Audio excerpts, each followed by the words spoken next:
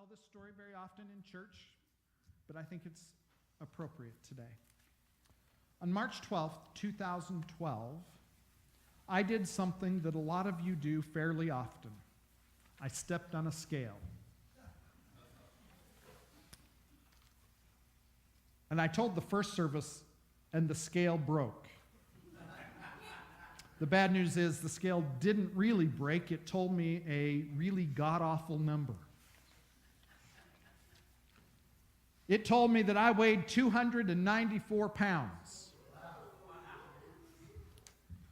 Now, what that looks like is how much do you weigh? You. 70? That's not enough. How much do you weigh? A little more than 70? Okay, to know what that looks like, would you come up here for a minute? You, come here. Okay, I want you to very carefully jump up on my back.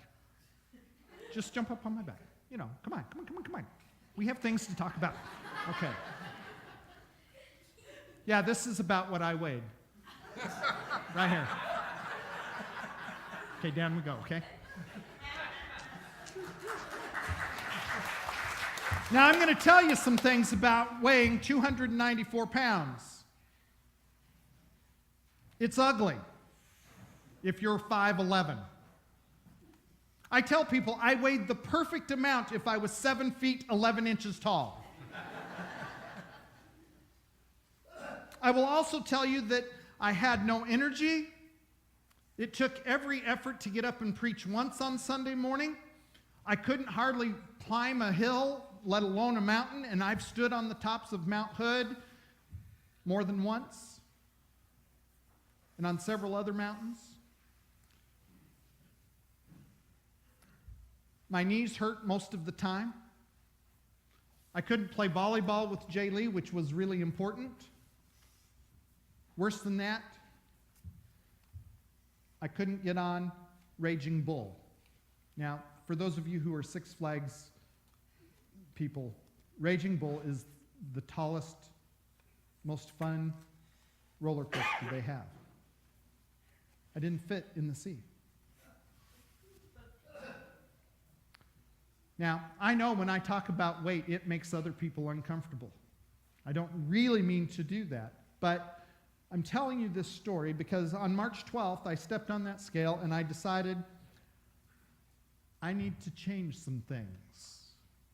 I need to change my life. Otherwise, my life's not going to be very much longer. And so I called a friend of mine, my friend who had for several years been after me to do this healthy habits plan that she had done and had kept off 40 pounds for several years. And I've known her all my life, and she would occasionally say, "Gee, is it time for you to do this weight loss plan with me?" And for years, I just blew her off. You know how that goes. "Oh, I don't really need it. I look okay. I feel fine. It doesn't matter that my blood pressure was approaching 150 over 95. It doesn't matter that my sleep apnea was so bad that if you used my CPAP machine, you could sweep leaves off of the sidewalk. You think I'm kidding. Doesn't matter that when I walked into church, people knew that I didn't feel good. They knew that I wasn't really as sharp as I had been. So on March 12th, I made that phone call and I said, "I'm ready." So on March 19th, I started making changes. I went from eating 3 really big meals a day, you know, the American way, 3 square meals.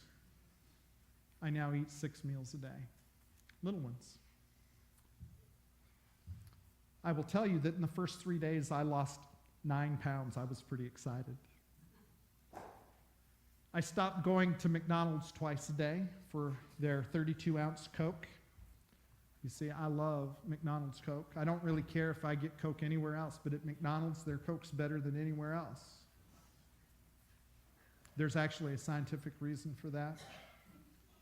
It's in order to keep me coming back. So I replaced that 64 ounces of Coca-Cola with 150 ounces of water, iced tea, or coffee, unsweetened and uncreamed, for those of you who are picky and want to know those things.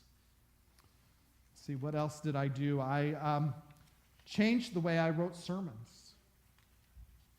I stopped just sitting at my desk all day long. Every once in a while, you can sneak into the church and you can see me either standing at the pulpit or the podium with my laptop there, and I'm writing my sermon standing up. I'm approaching about 18,000 steps a day. My goal's 20. I run up and down my staircase at home just for fun. Not really. I do between 40 and 100 jumping jacks every day. Any of you excited and want to come do this with me yet? I do between 10 and 20 push-ups. My goal is to be able to do 50. I do a whole bunch of other things. I walk a lot. Glenn, he rides his bicycle a lot. Bless his heart.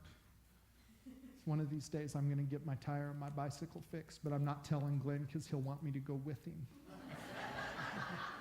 And I'm not quite ready for that. I had to change some habits. I had to change the way I was living, or the way I was living was going to kill me. It's that simple. The writing was really clear on the wall. And I know that some of you have been in some of those places with your habits, whether it be weight or smoking or whatever it is. Now, why have I told you this story? I've told you this story for two reasons. The first is this: bad habits can be replaced with good ones. Period. But it takes a decision. It takes a March 12th, 2012. It takes a wake-up call that says, I can't live this way anymore. And then you take the steps. You find the help. You do the things that you know you have to do to change the way you're living, so the way you're living doesn't kill you.